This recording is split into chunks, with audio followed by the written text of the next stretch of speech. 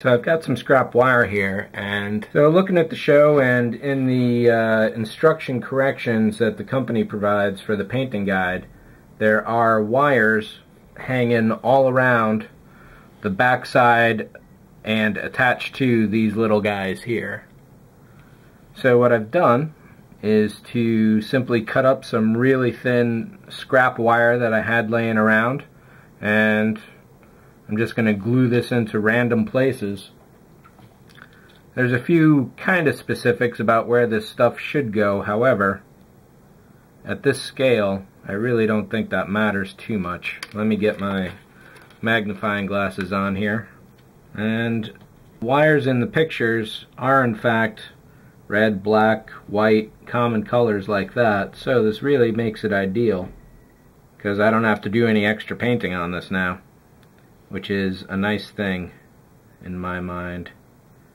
So this is probably going to take a while because I'm going to have to hold each end in place until it dries.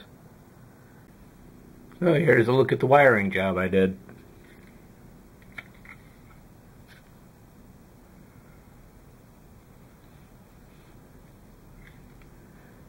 Glued a few pieces to the back, otherwise glued all the pieces to themselves.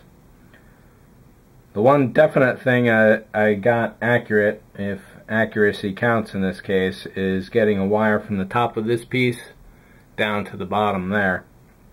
There's also a bunch of wires hanging on this side. I don't have any reference of over on that side, but I'm figuring it's probably going to be pretty similar. So what I did here was simply use some imagination. Wires are glued in fairly well, except for this one right here. It's probably still a little wet, so we'll leave that alone for a while once we get it back in place. And of course now the idea is just put them aside and leave them alone. It looks like I still have some touch-up painting to do on these, so I'll be doing that pretty soon. And apart from that, the other one thing that I did just recently is when I initially painted these with the Rust-Oleum specialty frosted glass,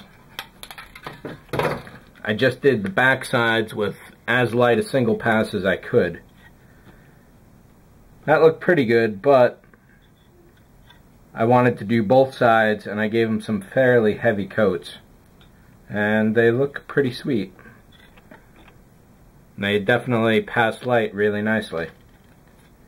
So I think what's coming up next with these is starting to glue some wall pieces on. And as I mentioned before, you don't really need to glue these pieces because they stick in pretty darn well. So here and there I've probably grumbled a few complaints about this kit, but I do like it a lot. And you know, I think I'm pretty much ready to build a second. Well, let's finish this one first at least, huh?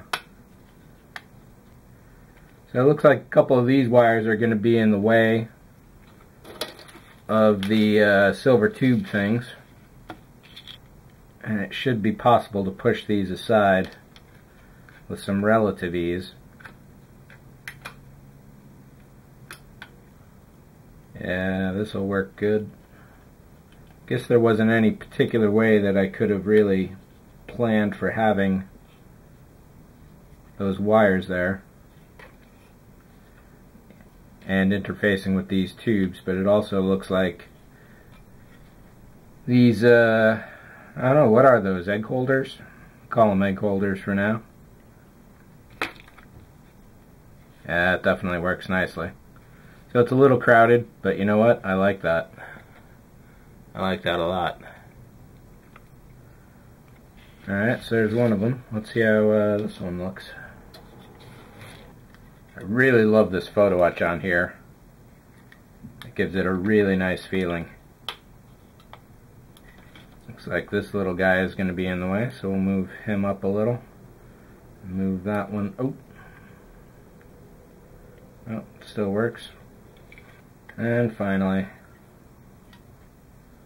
now this one is definitely going to be a tight fit on these egg holders. Let's get a little more glue on this little red wire here. I don't want that getting loose and putting any glue marks on the back wall. And I'm going to have to take these frames off again to do the touch-up painting, because again, I don't want to risk that back wall. I just want to see these in place though.